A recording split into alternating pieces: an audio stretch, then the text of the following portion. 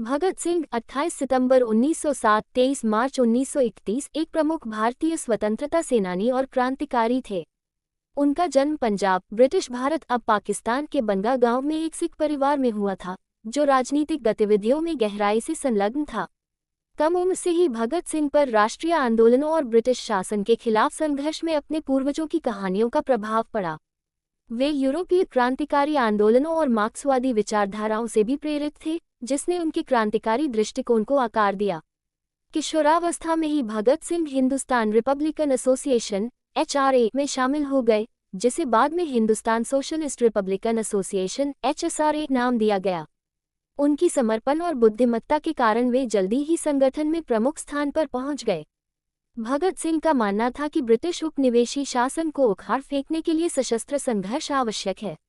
उनके जीवन का एक महत्वपूर्ण मोड़ 1928 में ब्रिटिश पुलिस अधिकारी जॉन सॉन्डर्स की हत्या थी, जिसे उन्होंने शिवराम राजगुरु और सुखदेव थापर के साथ मिलकर अंजाम दिया। ये कार्रवाई साइमन कमीशन के खिलाफ विरोध प्रदर्शन के दौरान लाला लाजपत राय की मौत का प्रतिशोध थी।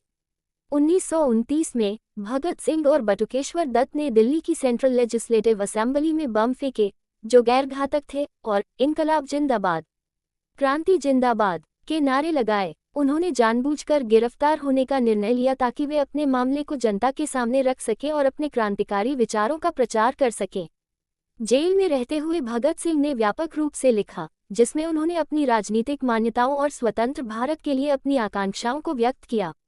उनके लेख और भाषणों ने व्यापक ध्यान आकर्षित किया और कई लोगों को स्वतंत्रता संग्राम में शामिल होने के लिए प्रेरित किया। कई अपीलों और व्यापक विरोधों के बावजूद भगत सिंह, राजगुरु और सुखदेव को मौत की सजा सुनाई गई। उन्हें 23 मार्च 1931 को 23 वर्ष की आयु में फांसी दी गई।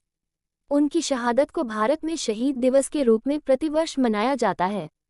भगत सिंह एक राष्ट्रीय नायक और साहस, बलिदान और न्याय की अनवरत खोज का प्रतीक बने हुए हैं।